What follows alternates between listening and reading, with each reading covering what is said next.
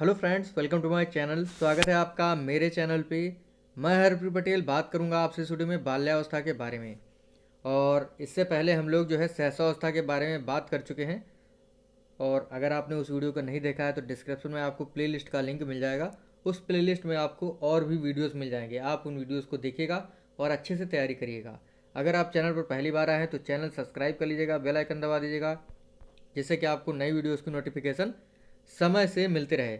और अगर आप वीडियोस की पीडीएफ डाउनलोड करना चाहते हैं तो डिस्क्रिप्शन में आपको टेलीग्राम ग्रुप का लिंक दे दिया जाएगा, आप वहां से जो है पीडीएफ डाउनलोड कर सकते हैं। अगर आपको वीडियो अच्छा लगे लाइक कर दीजिएगा, शेयर कर दीजिएगा।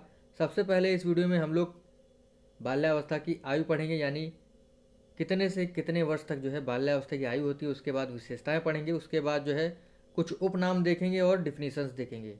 देखिए, विशेषताएं तो अच्छे से पढ़ेंगे ही, जो उपनाम है, डिफिनीशंस हैं, उनको हम ट्रिक के माध्यम से पढ़ेंगे। तो शुरू करते हैं बिना समय गवाए हुए।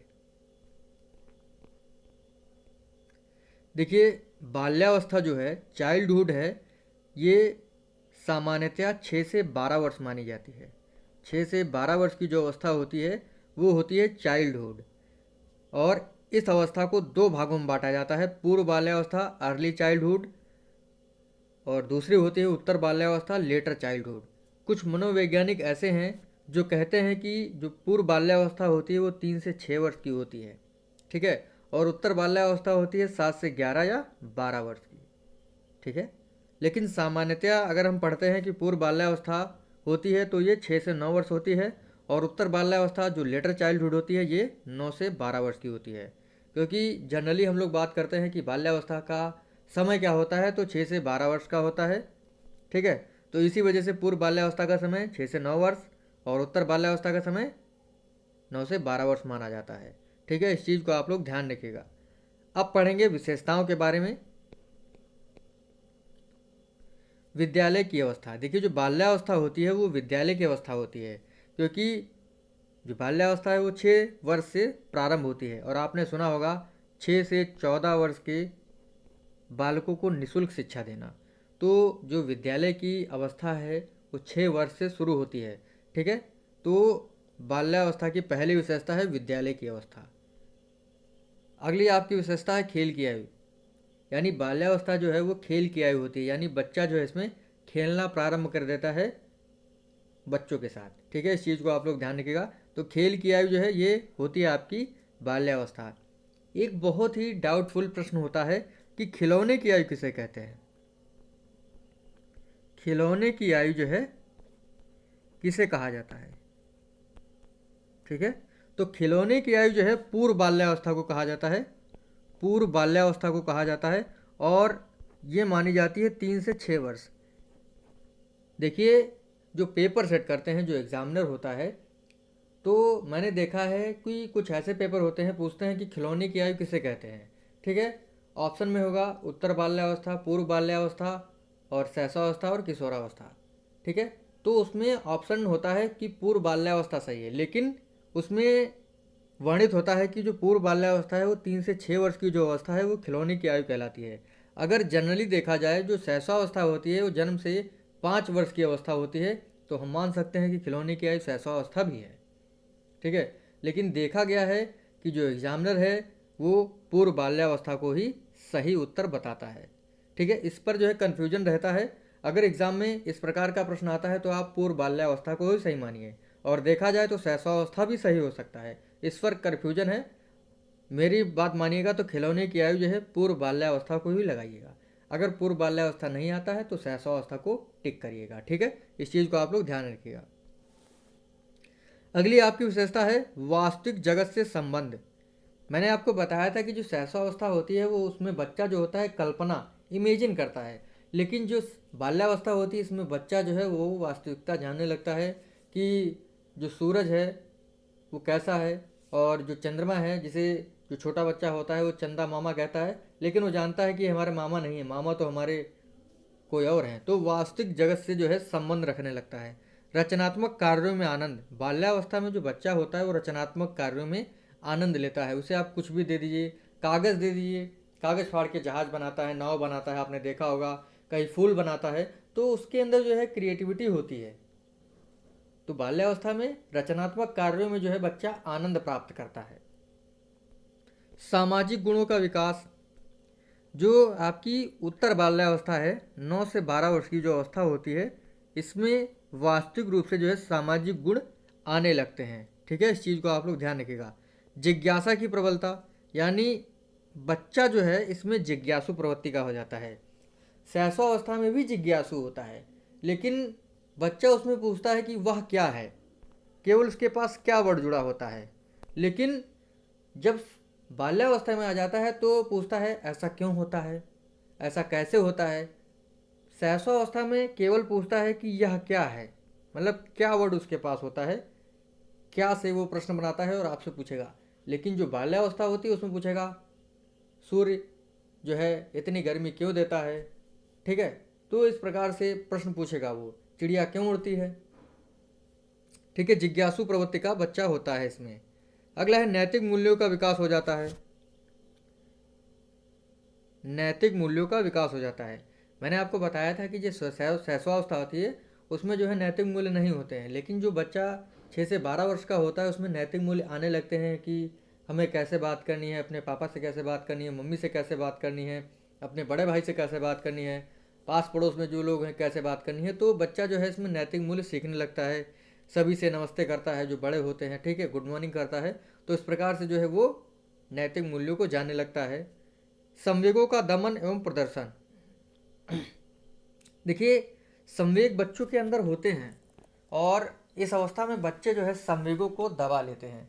शैशवावस्था में जो संवेग होते हैं बच्चे जो हैं रोकर प्रकट कर देते हैं, लेकिन इसमें जो है संवेगों को दबा लेते हैं, क्योंकि हो सकता है उन संवेगों से जो है उसको परेशानी हो, या उसके मम्मी पापा या पेरेंट्स दुखी हो जाएं, या उनको अच्छा ना लगे। इसी वजह से जो है संवेगों को दबा लेता है, जैसे काम शक्ति, काम वासना को। ठीक है, इस चीज़ को आप लोग ध्यान रखिएगा।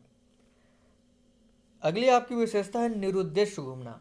इसमें जो बच्चा होता है वो ऐसे ही घूमते रहता है, उसे कोई मतलब नहीं रहता है। ठीक है, बहिर्मुखी व्यक्तित्व का विकास, देखिए जो शैशवावस्था होती है उसमें जो बच्चा होता है अंतर्मुखी होता है, लेकिन जो बाल्यावस्था होती है उसमें बहिर्मुखी होता है, यानी वो बाहरी दुनिया से जुड़ने लगता है, सामाजिक कार्यों को यानी सामाजिक लोगों से जुड़ने लगता है।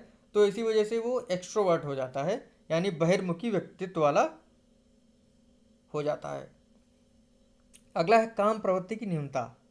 देखिए इस अवस्था में जो बच्चा होता है वो अपने हम उम्र के बालकों के साथ और बालिकाओं के साथ खेलती हैं। ठीक है, तो वो इतना ज़्यादा खेल में व्यस्त होती हैं कि उनके अंदर जो काम की प्रवृत्ति होती है बिल्कुल न्यून होती है, उसकी तरफ उनका ध्यान ही नहीं जाता है। अगला है आपका सामूहिक खेलों में रुचि। देखिए इसमें जो बच्चा होता है वो समूह में खेलने लगता है। ठीक है, इस चीज़ को आप लोग ध्यान रखिएगा। जैसे क्रिकेट है, फुटबॉल है, आपने देखा होगा कैरम खेलेगा। तो बच्चे जो है इस अवस्था में सामूहिक रूप से खेल खेलने लगते हैं।